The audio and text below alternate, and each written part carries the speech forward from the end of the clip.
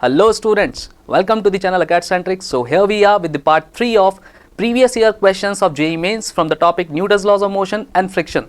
Already हमने दो parts cover कर लिए हैं, ये फाइनल पार्ट है, थर्ड पार्ट, इसमें हम रिमेनिंग क्वेश्चंस को भी कवर करेंगे, right. So without wasting any time आइए स्टार्ट करते हैं क्वेश्चन से। तो देखिए पहले क्वेश्चन में क्या बोला जा रहा है, एक बुलेट है 20 ग्राम की जो कि ट्रैवल कर रही है 1 मीटर पर सेकंड से और वो एक मड वॉल को पेनिट्रेट करते हुए जाती है और जो वो मड वॉल है वो उसको कुछ रेजिस्टेंस ऑफर कर रहा है which is given as 2.5 into 10⁻⁻² newton. Definitely इसकी हेल्प से हम क्या निकाल सकते हैं, the retardation offered to this bullet. तो जब वो बुलेट उस वॉल के एक फेस से एंटर करती है और दूसरे फेस से जब वो बाहर निकलती है तो पूछा जा रहा है कि उसकी दूसरे फेस से बाहर निकलते वक्त कितनी स्पीड बच जाती है। Definitely that's going to be less than 1 metre पर सेकंड। बहुत ही आसान सा क्वेश्चन है, इजीली हम इसको सॉल्व कर सकते हैं। तो लेट्स से कि ये हमारा वो मड वॉल है जिसका जो हमें ये विड्थ दे रखा है ये है 20 सेंटीमीटर और यहाँ से वो जो हमारा 20 ग्राम का बुलेट है उसका इनिशियल स्पीड है 1 मीटर पर सेकेंड, राइट। तो इस 1 मीटर पर सेकेंड की स्पीड से ये एंटर करने वाला है और इसको जो रेजिस्टेंस ऑफर होता है तो कहना इससे कि जो रिटार्डेशन होगा, how much would be the retardation, retardation would be the force, resistance force 2.5 into 10⁻⁻² upon the mass which is 20 gram. So let's convert this into KG. ये हमारा रेजिस्टेंस होने वाला है, बेसिकली रिटार्डेशन होने वाला है, राइट। तो इनिशियल वेलोसिटी ये है जब वो एंटर करता है और फाइनली वो किस वेलोसिटी से बाहर निकलता है वो हमको निकालना है।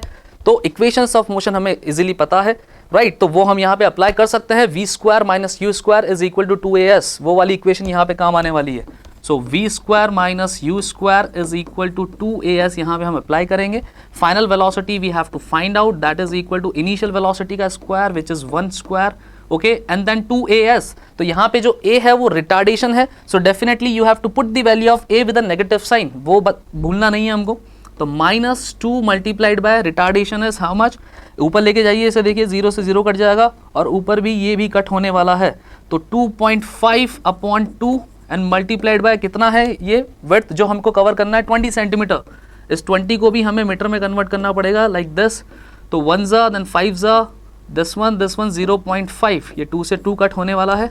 So v² is equal to 1 - 0.5, okay, that is going to be 1/2। तो ध्यान से देखिए अगर v² हमारा 1/2 है तो v कितने आने वाला है, v will be equal to 1/√2, right. तो इस वैल्यू को जब आप कैलकुलेट करेंगे तो यू विल रियलाइज कि अप्रॉक्सीमेटली इसकी वैल्यू कितनी आती है, 0.7 मीटर पर second. That is going to be the answer for this question. Simple सा क्वेश्चन है, रिटार्डेशन निकाल लिया है और v² - u² is equal to 2as वाला इक्वेशन लगा के directly you can find out the final velocity with which this bullet will come out from the other surface of this mud wall. चलिए next question पे चलते हैं। तो next question में देखिए क्या बोला जा रहा है, दो ब्लॉक्स हैं एक के ऊपर एक पड़े हुए हैं, राइट, दोनों के बीच में फ्रिक्शन है और जो ब्लॉक बी है जो टेबल पे पड़ा हुआ है उसके और टेबल के बीच में भी कुछ फ्रिक्शन है, दोनों ही जगह पे coefficient of friction is given as 0.2। तो अब पूछा ये जा रहा है what can be the maximum value of this force F जो कि बी ब्लॉक पे लग रहा है, लोअर ब्लॉक पे लग रहा है, so that both of them are moving together, और यू कैन से कि दोनों के बीच में कोई स्लिपिंग नहीं है। तो जब दोनों के बीच में कोई स्लिपिंग नहीं है मतलब वो साथ में ही जा रहे होंगे। तो स्टूडेंट्स इस तरह के क्वेश्चंस को सॉल्व करने का सबसे बेस्ट मेथड क्या होता है कि आप इन दोनों को एक सिस्टम अज्यूम कर लो, क्योंकि अगर ये लोग साथ में जा रहे हैं तो डेफिनेटली इनको एक सिस्टम अज्यूम करके हम सॉल्व कर सकते हैं। तो इनको अगर मैंने एक सिस्टम अज्यूम किया, ध्यान से देखिए a + b, तो इनका मास कितना हो जाएगा टोटल 4 kg, राइट। तो एक 40 नीचे लग रहा होगा इनके ऊपर, एक नॉर्मल लग रहा होगा ग्राउंड से और डेफिनेटली एक फ्रिक्शन पीछे की तरफ लग रहा होगा, कैपिटल F ऑलरेडी हम आगे लगा रहे हैं। तो अगर ये दोनों साथ में मूव कर रहे हैं तो इनका कॉमन एक्सेलरेशन होगा कुछ a and how much would be that common acceleration, common acceleration will be equal to capital F minus friction upon the total mass of the system 4। तो हमें अब चेक करना है फ्रिक्शन कितना लग रहा है, friction will be equal to 0.2 multiplied by normal जो कि 40 है। तो यहाँ से देखिए ये 8 निकल के आता है, तो फ्रिक्शन की वैल्यू डालेंगे तो कॉमन एक्सेलरेशन आएगा F कैपिटल F माइनस 8/4, ठीक है। तो इस कॉमन एक्सेलरेशन से दोनों ब्लॉक्स आगे की तरफ जा रहे होंगे। तो उसके लिए अब हम क्या करेंगे, इंडिविजुअली ए को भी स्टडी करना बहुत जरूरी है, क्योंकि कैपिटल F तो बी पे लग रहा है ना, ए को कौन आगे लेके जा रहा है, ए को डेफिनेटली ए और बी के बीच में जो फ्रिक्शनल फोर्स है वही आगे लेके जा रहा होगा। तो ए का जब हम एफबीडी बनाएंगे तो उस पर फ्रिक्शनल फोर्स आगे ही लगने वाला है, लेकिन ये जो फ्रिक्शनल फोर्स है इसकी कितने की रिक्वायरमेंट है, कितना फ्रिक्शनल फोर्स रिक्वायर्ड है जिससे कि ये इस एक्सेलरेशन से जाए, ध्यान से देखिए। तो वो आता है mass of this a which is 1 kg multiplied by acceleration a, ठीक है। तो इतना फ्रिक्शनल फोर्स रिक्वायर्ड है और हमारे पास में अवेलेबल कितना है फ्रिक्शनल फोर्स, तो ध्यान से देखिए कि जो अवेलेबल फ्रिक्शनल फोर्स होगा राइट। अवेलेबल फ्रिक्शनल फोर्स जो होगा that is same as the limiting friction, और लिमिटिंग फ्रिक्शन क्या है between A and B, 0.2 multiplied by normal, इन दोनों के बीच में नॉर्मल होगा 10, so this value comes out to be 2।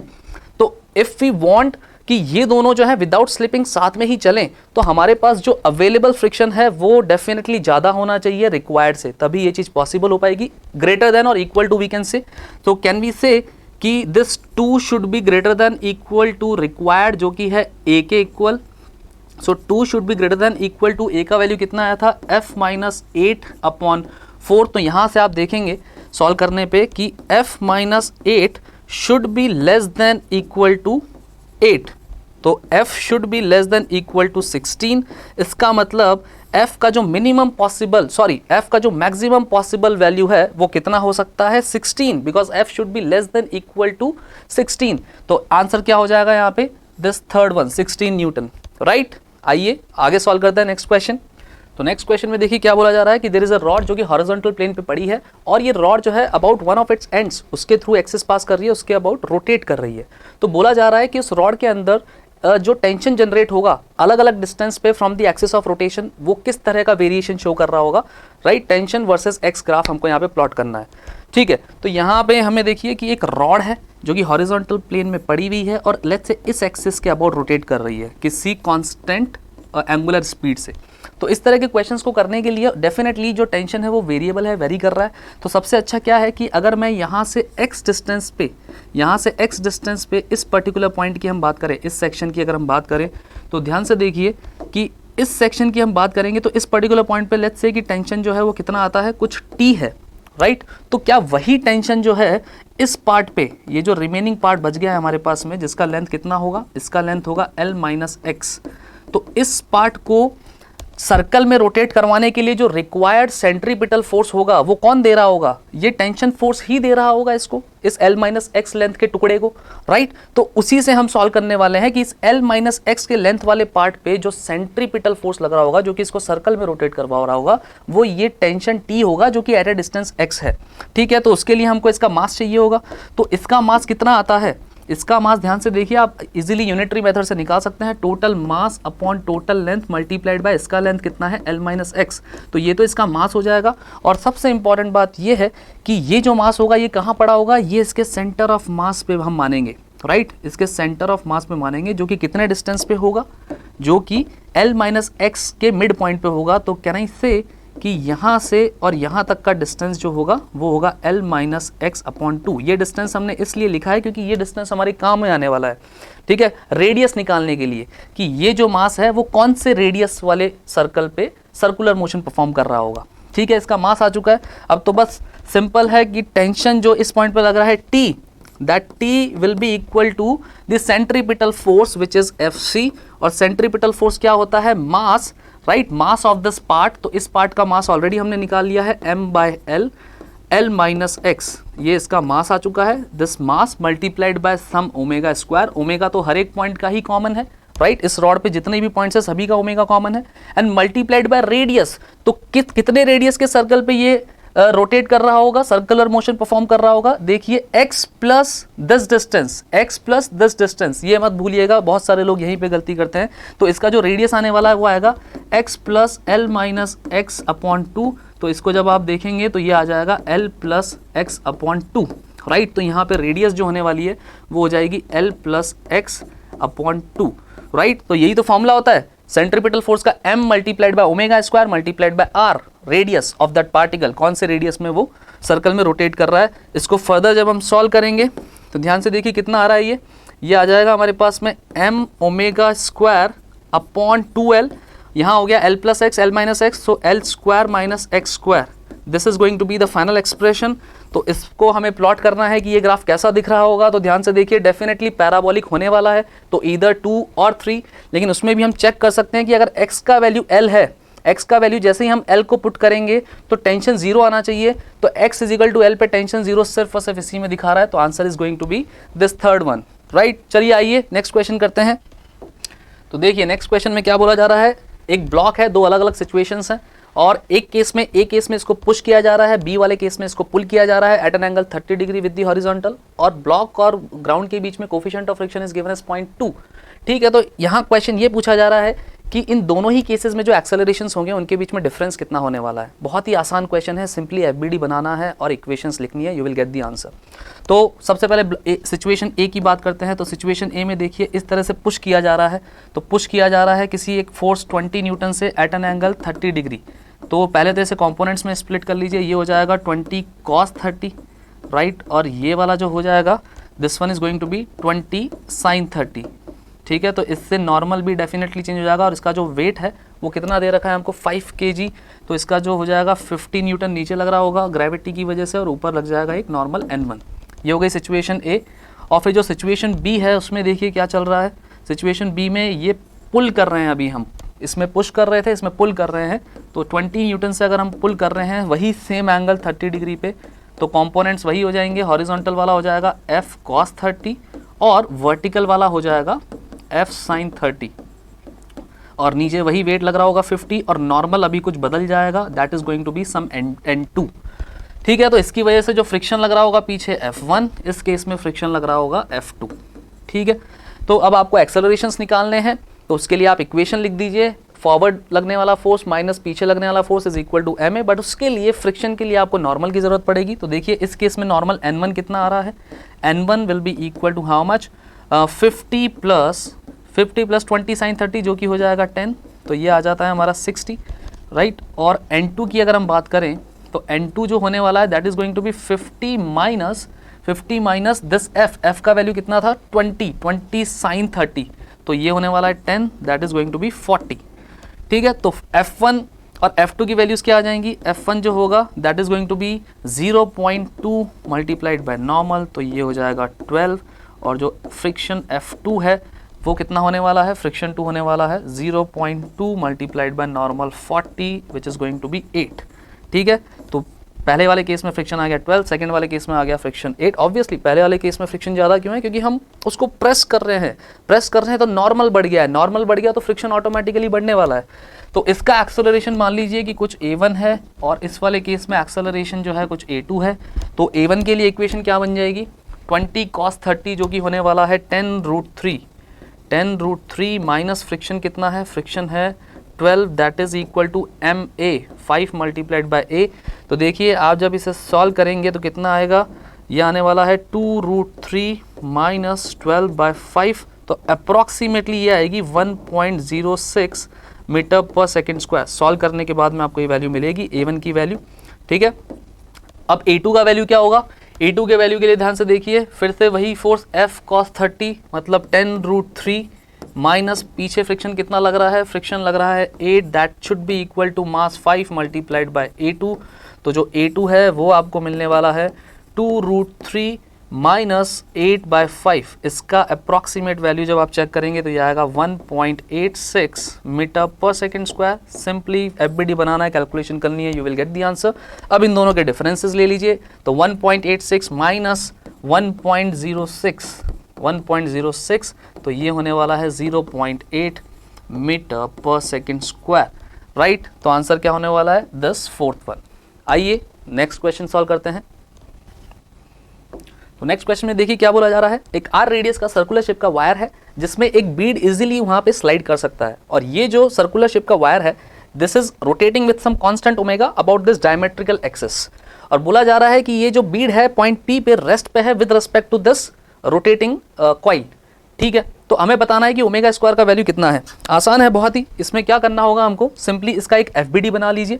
Point P पे जो बीड पड़ा हुआ है इसका एफबीडी बनाएंगे हम लोग यहाँ पे, शोइंग ऑल द फोर्सेस। तो बेसिकली वो बीड क्या कर रहा है, जैसे जैसे ये रिंग रोटेट कर रही है अबाउट दिस डायमेट्रिकल एक्सिस, वैसे वैसे ही ये जो पॉइंट P है ये भी एक सर्कल पे रोटेट कर रहा है, सर्कुलर मोशन परफॉर्म कर रहा है, जिसका रेडियस यहाँ पे दे रखा है r/2। तो यहाँ जब हम डायग्राम बनाएंगे, और कौन इसको रिक्वायर्ड सेंट्रीपिटल फोर्स प्रोवाइड कर रहा है, तो वो जो रिक्वायर्ड सेंट्रीपिटल फोर्स प्रोवाइड कर रहा है इस पार्टिकल P को, वो है नॉर्मल फोर्स जो कि ये रिंग दे रही है। ठीक है, तो ये रेडियस हमको कितना गिवन है, this is given as r/2, ये हमको r/2 गिवन है। ठीक है, और इसके सेंटर को, रिंग के सेंटर को पॉइंट P से जब हम मिलाएंगे तो this is given as r। ठीक है, तो यहाँ देखिए एंगल बहुत ही आसानी से हम निकाल सकते हैं क्योंकि एंगल की जरूरत पड़ेगी, ये r/2 है, r है, तो this is going to be 30 degree, right. ये 30 डिग्री होने वाला है, और पॉइंट P पे जो फोर्सेस लग रहे होंगे तो पॉइंट P पे एक तो लग रहा है हमारा नॉर्मल फोर्स, इस नॉर्मल एक इस पे लग रहा होगा इसका सेल्फ वेट mg। तो इस नॉर्मल को कंपोनेंट्स में स्प्लिट कीजिए, एक होगा वर्टिकल एक होगा हॉरिजॉन्टल, ये 30 है तो ये भी 30 होगा। This is going to be n cos 30, ये वाला होने वाला है n sin 30। तो ये जो n cos 30 है ये तो इस बीड को mg को बैलेंस कर रहा होगा, और जो n sin 30 है वो इसको रिक्वायर्ड सेंट्रीपिटल फोर्स दे रहा होगा इस सर्कुलर मोशन के लिए। तो n cos 30 is mg first equation, और जो n sin 30 होने वाला है that will be equal to required centripetal force which is equal to m omega square multiplied by radius। तो m omega square तो वही रहेगा जो रिंग का है, और रेडियस देखिए इसका ऑलरेडी गिवन है r/2। तो ये हो जाएगा इक्वेशन नंबर 2। दोनों इक्वेशंस को हम डिवाइड कर सकते हैं। इक्वेशन 2 को 1 से कीजिए तो लेफ्ट हैंड साइड में साइन बाय कॉस बन जाएगा tan 30। बहुत ही जनरल मेथड है ये, बहुत सारे क्वेश्चंस ऐसे ही सॉल्व होते हैं, कुछ नया नहीं है इसमें। और यहाँ राइट हैंड साइड में हो जाएगा ओमेगा स्क्वायर r/2g। तो you want to find out the value of omega square, left hand side में ऑलरेडी 1/√3 है, तो 2g/√3r, this is going to be the value of omega square. कौन सा option match कर रहा है देख लीजिए, 2g/√3 टाइम्स r। तो this one is going to be the answer, third one. ठीक है, आइए नेक्स्ट क्वेश्चन करते हैं। तो नेक्स्ट क्वेश्चन में देखिए क्या बोला जा रहा है। एक ब्लॉक है 10 kg का जो कि एक स्ट्रिंग के थ्रू लटका हुआ है, राइट, रेस्ट पे है।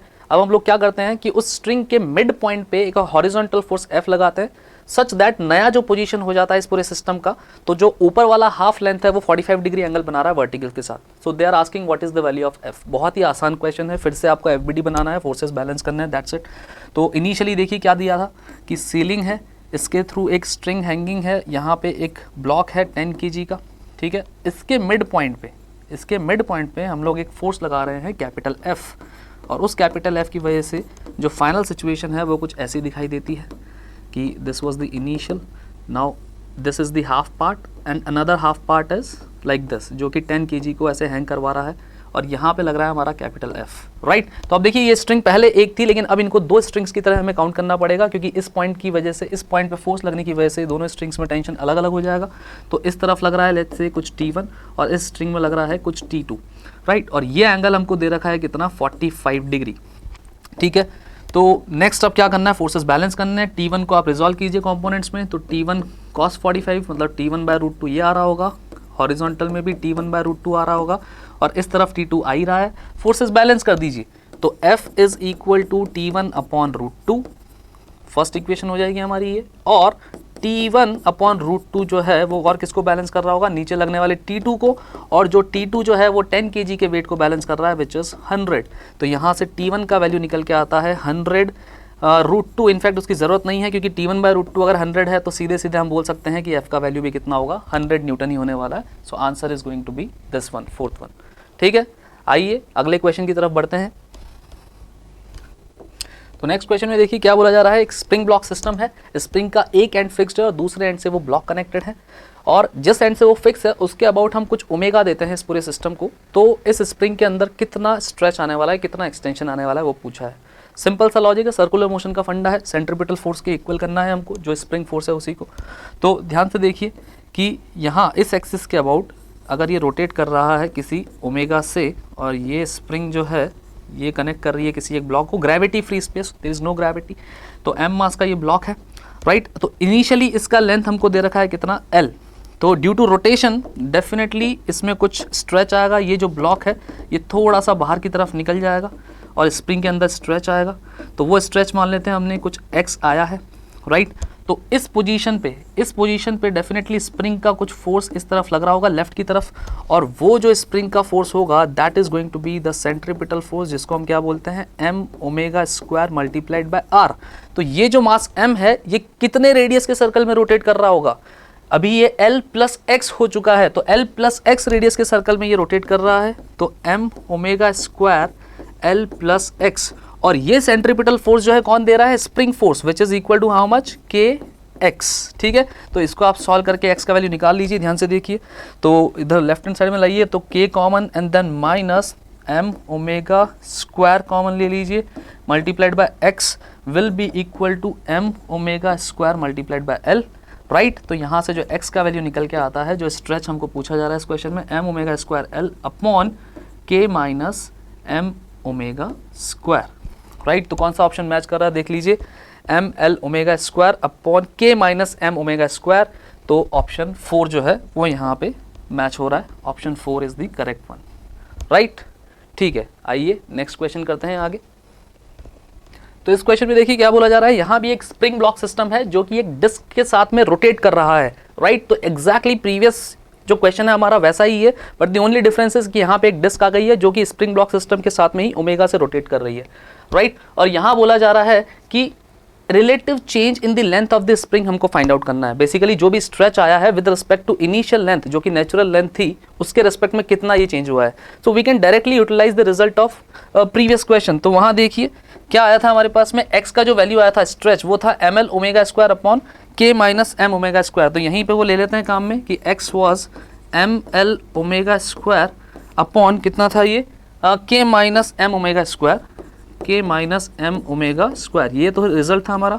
अब यहाँ इस क्वेश्चन में एक अप्रॉक्सीमेशन दे रखा है, एक ये हमें दे रखा है कि k is much much greater than m omega square, जो हमें एक अप्रॉक्सीमेशन को यूज करने के लिए बोल रहा है कि if k is much much greater than m omega square तो क्या मैं इस एम ओमेगा स्क्वायर को नेग्लेक्ट कर सकता हूँ। इसको अप्रॉक्सीमेटली हम क्या लिख सकते हैं, इसको 0 लिख सकते हैं। तो ध्यान से देखिए यहाँ से x will be equal to m L omega square upon k आ जाएगा, और जो relative change in the length of the spring है वो कितना होगा, तो जो स्ट्रेच आया है वो इतना है और इनिशियल लेंथ जो थी वो L थी। तो डायरेक्टली यहाँ से हम x अपॉन L का वैल्यू निकाल सकते हैं, stretch upon initial length which comes out to be m omega square upon k। So this should be the answer. Check कर लीजिए कौन सा ऑप्शन मैच हो रहा है, m omega square upon k, this is going to be the answer. ठीक है, आइए नेक्स्ट क्वेश्चन करते हैं। तो नेक्स्ट क्वेश्चन में देखिए क्या बोला जा रहा है, एक पैराबोलिक शेप का वायर है जो कि वाई एक्सिस के अबाउट रोटेट कर रहा है किसी ओमेगा से, और इस पैराबोलिक शेप के वायर पे पॉइंट P पे एक बीड प्रेजेंट है। तो ये बीड भी डेफिनेटली जैसे जैसे पैराबोलिक शेप का वायर रोटेट कर रहा होगा वैसे ही ये बीड भी किसी सर्कल पे रोटेट कर रहा है जिसका रेडियस है a। तो बोला जा रहा है कि find out the value of omega. ठीक है, तो इस बीड का अगर हम फ्री बॉडी डायग्राम बनाए ध्यान से देखिए, तो उसके लिए हमें एक्चुअली इस पर्टिकुलर पॉइंट पे स्लोप की जरूरत पड़ेगी। तो इस पर्टिकुलर पॉइंट पे अगर आप स्लोप की बात करेंगे, लेट्स से कि ये कोई पॉइंट P है हमारा, तो यहाँ पे हम एक टेंजेंट ड्रॉ कर देते हैं, और ये जो टेंजेंट होगी बेसिकली ये एक्स एक्सिस के साथ में जो थीटा बना रही होगी उसका tan theta is going to be slope. तो ये थीटा हमको रिक्वायर्ड है। तो उसके लिए हम क्या कर सकते हैं, इस पैराबोलिक शेप के वायर का फंक्शन दे रखा है उसको डिफरेंशिएट कर दीजिए और वहाँ से dy बाई डी का वैल्यू निकालिए। तो y is equal to 4cx square, तो इसको डिफरेंशिएट करेंगे विद रिस्पेक्ट टू x, तो dy by d is going to be how much 8cx। तो वी वांट द स्लोप का value at x is equal to a। तो ध्यान से देखिए at x is equal to a, ये जो slope है dy बाई डी जिसको हम और क्या बोल सकते हैं tan theta which is required, तो वो आने वाला है 8ca। This is going to be the slope. अब अगर हम इस पॉइंट का, इस पर्टिकुलर बीड का अगर FBD बनाएं तो ध्यान से देखिए इस पे नीचे की तरफ लग रहा होगा एक mg, और इसके परपेंडिकुलर टेंजेंट के परपेंडिकुलर यहाँ लग रहा होगा एक नॉर्मल, राइट। और ये जो बीड है हमारा ये एक a रेडियस के सर्कल में रोटेट कर रहा है, ये बीड a रेडियस के सर्कल में रोटेट कर रहा होगा। तो इसको सेंट्रीपिटल फोर्स कौन दे रहा होगा, इसको इस नॉर्मल फोर्स का एक कंपोनेंट जो है वो सेंट्रीपिटल फोर्स दे रहा होगा। So we should resolve this normal into its components. तो इस नॉर्मल के दो कंपोनेंट्स होंगे, और अगर ये थीटा है तो this is theta 90 minus theta, तो this is also going to be theta. तो ये वर्टिकल वाला कंपोनेंट हो जाएगा n cos थीटा, और ये वाला कंपोनेंट n sin थीटा जो कि इसको सेंट्रीपिटल फोर्स दे रहा होगा। और ये n cos थीटा जो होगा that is going to balance the self weight of this bead. तो यहाँ से हमें जो इक्वेशन मिलेगी ध्यान से देखिए, n cos theta will balance mg, और ये जो n sin थीटा है this will be equal to the centripetal force जो कितना होता है m omega square multiplied by radius, m omega square, और रेडियस क्या होगा जिस सर्कल पे ये बीड रोटेट कर रहा है दैट इज a। तो ये दो इक्वेशंस मिल गई हैं, सेम वही फंडा, इन दोनों इक्वेशंस को आप डिवाइड कीजिए। तो जैसे ही हम इधर इनको डिवाइड करेंगे ध्यान से देखिए, तो इक्वेशन 2 अपॉन इक्वेशन 1 करते ही हमको मिलेगा लेफ्ट हैंड साइड में tan theta which is equal to how much omega square a upon g। So we want the value of omega. तो tan थीटा ऑलरेडी हमारा आ चुका है यहाँ से 8ca। तो ओमेगा का वैल्यू चेक कर लीजिए, यहाँ से क्या होगा a से a कट जाएगा, और ओमेगा का जो वैल्यू आने वाला है omega will be equal to square root of 8cg which is equal to how much 8 हो जाएगा 2 root 2cg। This is going to be the value of omega. तो ऑप्शन कौन सा हो जाएगा, देखिए option A is correct, right. आइए next question करते हैं। नेक्स्ट क्वेश्चन में देखिए क्या बोला जा रहा है कि ग्राउंड से हमने एक बॉल को प्रोजेक्ट किया है with some initial velocity u, और वो जो बॉल है वो एक रेजिस्टिव फोर्स एक्सपीरियंस करती है which is given by this mkv², जहां पे v जो है किसी भी पर्टिकुलर इंस्टेंट पे उसका स्पीड होगा। तो ये बोल रहे हैं कि बताइए वो मैक्सिमम कितने हाइट तक जाता है। एग्जैक्टली ऐसा ही एक क्वेश्चन हमने PYQ सीरीज के पार्ट 2 में भी किया है, NLM एंड फ्रिक्शन चैप्टर के, राइट। तो उसमें आप देखिए उसमें पूछा गया था कि कितने टाइम में वो मैक्सिमम हाइट पे पहुंचता है, और यहाँ पे पूछा गया है कि वो Hmax हाइट कितना है। आसान है, इस पे रेजिस्टिव फोर्स जब ये ऊपर जा रहा होगा तो रेजिस्टिव फोर्स नीचे जा लग रहा होगा, तो इसका FBD बना देते हैं।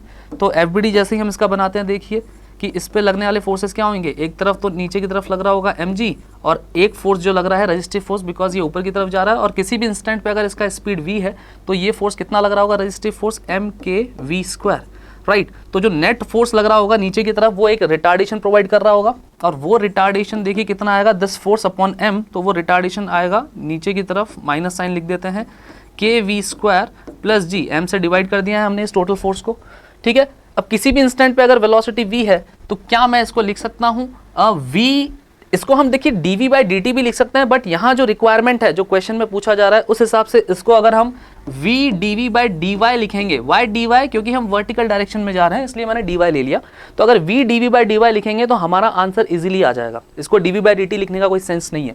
देखिए फिर इन्हें ले जाइए, क्रॉस मल्टीप्लाई कीजिए और इंटीग्रेट करना होगा फंक्शन को, v dv/kv² plus g, right, ये आ जाएगा, and that is equal to minus dy, ठीक है। अब इसे आप इंटीग्रेट कर दीजिए, तो y इज इक्वल टू 0 पे इनिशियली इसका स्पीड था u, और किसी हाइट hmax पे, let's say that is capital H, वहां पहुंचने के बाद में इसका स्पीड हो जाता है 0, ठीक है। तो इसे इंटीग्रेट करेंगे अभी हम लोग, तो देखिए ये इंटीग्रेशन बाय सब्स्टिट्यूशन से हो जाएगा। अगर आप इस kv² प्लस g को अगर आप लेट्स से कुछ लेते हैं t, तो यहाँ से 2kv dv will be equal to what, dt। तो ध्यान से देखिए यहाँ से आपका ये जो v dv है वो किसके इक्वल आ जाएगा, dt अपॉन 2k, राइट, ये आ जाएगा आपका dt अपॉन 2k। तो इसको यहाँ पुट कर दीजिए, तो this integral will get transform to, देखिए यहाँ पे ये हो गया, नीचे आ जाएगा t, और जो ऊपर v dv है that will be dt upon 2k, ये आ गया इस तरफ, that is equal to what, minus dy। अब ये बहुत ही आसान हो जाएगा करना है, इसको 1/2 के एज इट इज रहेगा, और 1/t का इंटीग्रेशन क्या हो जाएगा, ln t। तो क्या मैं फिर से t का वैल्यू यहाँ पुट कर सकता हूँ, बिल्कुल kv² प्लस g, और इसका लिमिट लगाना अभी बाकी है, जो कि है कहाँ से कहाँ तक, u से लेके और 0 तक, and that is equal to how much, that is equal to minus h। Right hand side में हमारा माइनस h हो जाएगा, क्योंकि इसको इंटीग्रेट करके 0 to h लगाएंगे, माइनस h आ जाएगा, ठीक है। यहाँ भी लिमिट्स डालिए, यहाँ पे 1/2k, तो first you will put the value of v as 0, तो ये हो जाएगा ln g माइनस समथिंग, तो ln a minus b is ln a upon b, तो ये आ जाएगा ku² plus g, and that is equal to minus h। तो अगर हम इसको रेसिप्रोकेट करते हैं तो ये माइनस साइन जो है एडजस्ट हो जाएगा, और ध्यान से देखिए यहाँ से h की वैल्यू क्या आएगी, h will be equal to 1/2k ln, ये हो जाएगा रेसिप्रोकेट, तो ऊपर आ जाएगा ku² plus g upon g, right. Match कर लीजिए कौन सा ऑप्शन करेक्ट है, कौन सा ऑप्शन मैच हो रहा है इसके साथ में। तो यस, इसको टर्म बाय टर्म डिवाइड करेंगे तो this seems to be correct, obviously ln ही होगा, और इन दोनों में 1/2 के बाहर इसी में आ रहा है, राइट। आइए नेक्स्ट क्वेश्चन ट्राई करते हैं। तो नेक्स्ट क्वेश्चन में देखिए क्या बोला जा रहा है, एक हेमिस्फेरिकल बाउल टाइप का कुछ है, उसके बॉटम पे एक इंसेक्ट जो है उसके ऊपर चढ़ना स्टार्ट करता है, और वो मैक्सिमम h हाइट तक ही क्रॉल कर पाता है, उसके बाद में वो नहीं कर पा रहा है, तो ऑब्वियसली लिमिटिंग फ्रिक्शन वहाँ पे रीच हो गया है, राइट। तो यहाँ बोला जा रहा है कि बताइए कि वो h का वैल्यू क्या है, वो ग्राउंड से बेसिकली जो बेस है उसका बाउल का, उससे कितने हाइट तक जाता है। तो सिंपल सा बेसिकली एंगल ऑफ रिपोज का कॉन्सेप्ट है यहाँ पे फ्रिक्शन का। तो अगर हम वो हेमिस्फेरिकल बाउल ड्रॉ करते हैं यहाँ पे, और ये उसका बॉटम है, right, this is the bottom, और वो जो है मैक्सिमम h हाइट तक ही जा पाता है इंसेक्ट, राइट। तो यहाँ से देखिए यहाँ से यहाँ तक का जो ये मैक्सिमम हाइट है दैट इज h, और इस हेमिस्फेरिकल बाउल का जो रेडियस दे रखा है दैट इज 1 मीटर, तो यहाँ से यहाँ तक दे रखा है ये हमको 1 मीटर, ठीक है। तो इस पर्टिकुलर पॉइंट पे हमने देखा कि अगर मैं एक टेंजेंट ड्रॉ करता हूँ, राइट, और यहाँ पे बेसिकली ये जो थीटा है, ये थीटा कितना होगा, तो ये थीटा होगा, तो ये भी थीटा होगा, and how much is this theta. ध्यान से देखिए कि एंगल ऑफ रिपोज का अगर कॉन्सेप्ट आपको पता है तो टेन थीटा जो होता है, जो एंगल ऑफ रिपोज होता है tan theta, that is equal to what, mu. जो भी वहाँ पे कोफिशिएंट ऑफ फ्रिक्शन है, जो इस क्वेश्चन में कितना दे रखा है 0.75, तो 0.75 मतलब 3/4। तो ध्यान से देखिए थीटा कितना आ गया है, यहाँ से थीटा आ गया है 37 डिग्री। ठीक है, अब तो बस डायरेक्टली हमको बस ज्योमेट्री यूज़ में करनी है और एच का वैल्यू निकालना है। तो अगर आप यहाँ से ज्वाइन करेंगे तो ये भी रेडियस है विच इज़ इक्वल टू 1, ठीक है, और यहाँ ये एक ट्राइंगल बन जाएगा। So if this angle is theta, right, this one is 90, this one is 90 minus theta, तो क्या ये भी थीटा हो जाएगा, मतलब ये एंगल भी 37 डिग्री है। तो ये ट्राइंगल यहाँ पे ड्रॉ कीजिए, ये ट्राइंगल यहाँ पे ड्रॉ कीजिए। ये जो दे रखा होगा, ये वाला जो हाइट होगा that is going to be 1 minus h, right, और ये है 1 and this angle is how much, this angle is 37 degree. तो बस लगा दीजिए यहाँ पे, क्या लगा सकते हैं हम, बेस है ये दे रखा है तो cos 37 हम यहाँ पे यूटिलाइज कर सकते हैं। cos 37 is equal to 1 minus h upon 1 और cos 37 होता है 4/5। तो ध्यान से देखिए 4 is equal to 5 minus 5h, so 5h is equal to 1, so h will be equal to 1/5 which is 0.2 metre. ठीक है, तो मैक्सिमम हाइट कितने हाइट तक जा पाएगा वो इंसेक्ट, ऊपर 0.2 मीटर तक। This is going to be the answer. Okay, आसान है। चलिए नेक्स्ट क्वेश्चन सॉल्व करते हैं। तो नेक्स्ट क्वेश्चन में देखिए क्या बोला जा रहा है, एक पार्टिकल है जिस पे वेलोसिटी डिपेंडेंट फोर्स लग रहा है, जहां पे vx and vy are the velocities in x and y directions respectively. If a is the acceleration of the particle, तो बोल रहे हैं कि बताइए इन चारों में से कौन सा स्टेटमेंट सही है, राइट।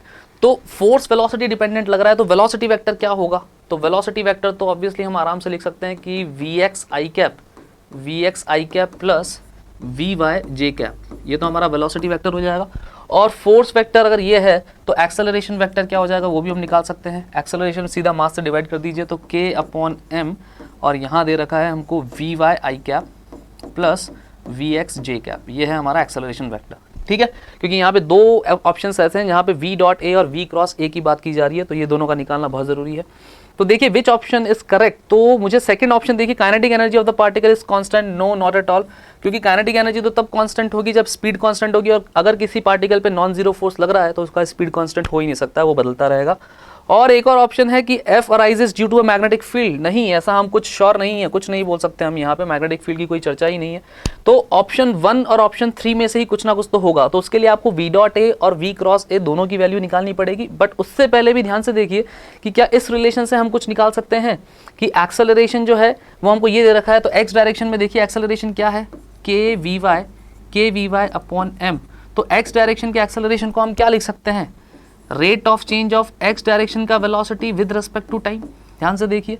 और सिमिलरली y डायरेक्शन के एक्सेलरेशन को यहाँ पे दे रखा है k vx अपॉन m, तो उसको मैं क्या लिख सकता हूँ, rate of change of y direction का velocity with respect to time. ये हो गया इक्वेशन 1, ये हो गया इक्वेशन 2।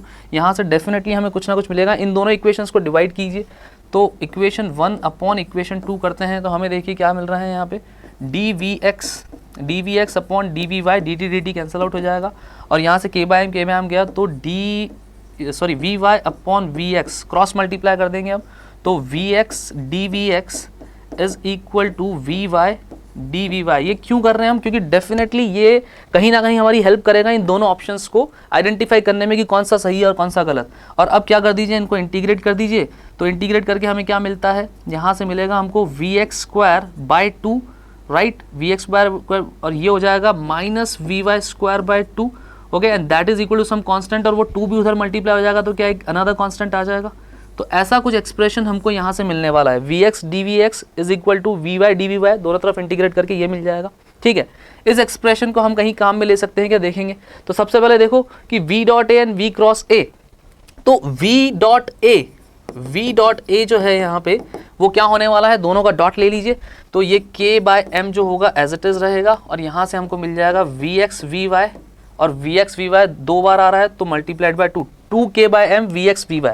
ठीक है, तो यहाँ तो vx vy मल्टीप्लिकेशन जैसा कुछ नहीं है, तो अभी इसके बारे में हम कुछ बोल नहीं सकते हैं। डेफिनेटली ये डेफिनेटली वेरी कर रहा होगा, कांस्टेंट तो नहीं होगा। और थर्ड वाले ऑप्शन को जब हम चेक करेंगे, क्या v vector cross a vector, तो उसको भी चेक कर लेते हैं, डिटर्मिनेंट फॉर्म में लिख लेते हैं। इनका अगर हम क्रॉस लेंगे तो वही है i j k, तो ऑलरेडी इनका सबका क्या है 0 है, तो इसके कोफिशिएंट्स क्या क्या होने वाले हैं, v के देखिए यहाँ पे दे रखा है vx vy and k cap वाला 0 है, और जो एक्सेलरेशन है उसका k/m हम बाहर रख लेते हैं, कॉमन होगा सभी के लिए, और यहाँ पे आ जाएगा vy vx और ये हो गया 0।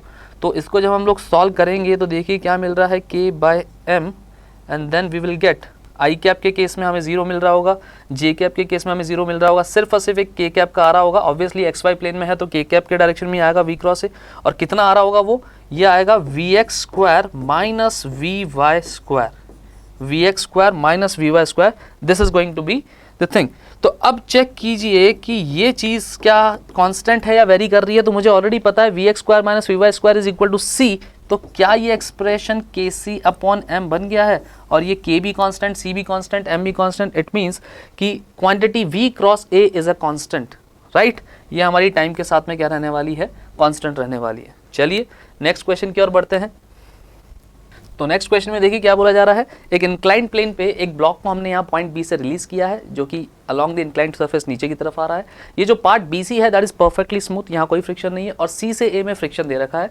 तो कोफिशिएंट ऑफ फ्रिक्शन जो है वो म्यू है, और लास्ट में ये बोलते हैं म्यू का वैल्यू यहाँ पे के टेन थीटा आता है। तो बताइए के का क्या वैल्यू है।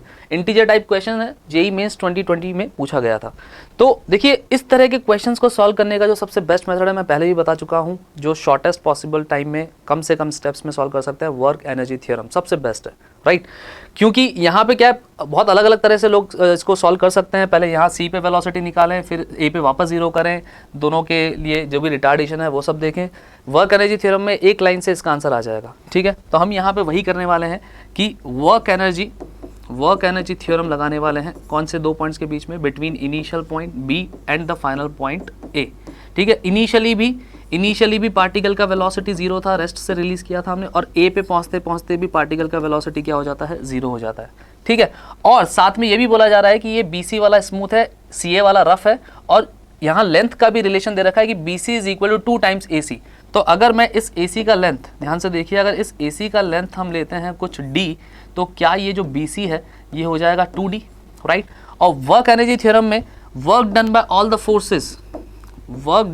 All the forces should be equal to change in kinetic energy, this is the statement of work energy theorem. और यहाँ साफ साफ दिख रहा है कि इनिशियली भी 0 है, फाइनली भी 0 है, तो दोनों का डिफरेंस भी क्या आने वाला है, 0। तो work done by all the forces should be equal to 0। तो कौन कौन से फोर्सेस हैं जो कि यहाँ पे वर्क कर रहे हैं जब पार्टिकल बी से ए में आ रहा है। तो ग्रेविटी तो थ्रू आउट वर्क कर रहा है जब वो बी से ए आ रहा है। तो ग्रेविटी का वर्क कौन कर रहा होगा, ग्रेविटी का ये वाला कॉम्पोनेंट। तो ग्रेविटी का इधर वाला कॉम्पोनेंट देखिए क्या होगा, वो होता है mg sin theta inclined surface पे, राइट। और जो फ्रिक्शन है डेफिनेटली अगर वो चल रहा है, मोशन में है, तो फ्रिक्शन भी लिमिटिंग लग रहा होगा। और फ्रिक्शन लिमिटिंग कहाँ लग रहा होगा, पीछे की तरफ। कितना होगा limiting friction, mu multiplied by normal, and normal is mg cos theta inclined surface पे, ठीक है। तो work done by all the forces, तो वर्क डन बाय ग्रेविटी तो देखिए कितना आ जाएगा, mg sin theta multiplied by कितना डिस्टेंस चला है total, l d plus 2d, तो ये हो गया 3d। और work done by gravity positive आ गया, work done by friction negative आएगा, तो माइनस साइन के साथ में फ्रिक्शन कितना लग रहा है, म्यू mg cos थीटा, और कितने डिस्टेंस के लिए लग रहा है, सिर्फ d डिस्टेंस के लिए लग रहा है, and that is equal to 0।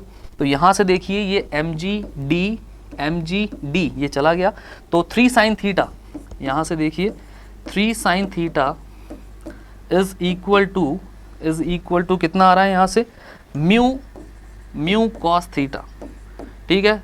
तो tan थीटा जो है, tan थीटा कितना आ रहा है यहाँ से, 3 tan theta, in fact 3 tan theta is equal to mu आ रहा है। तो साफ साफ देखिए, कंपेयर कर लीजिए, k का वैल्यू कितना आ जाता है, k का value is equal to 3, right. This is going to be the answer, integer type question था ये, राइट। तो आज के लिए इतना ही। So this completes our PYQ series of Newton's laws of motion and friction. Next video में मिलेंगे किसी और चैप्टर के साथ में, किसी और चैप्टर के PYQs के साथ में, राइट। तो ठीक है, बाय, टेक केयर।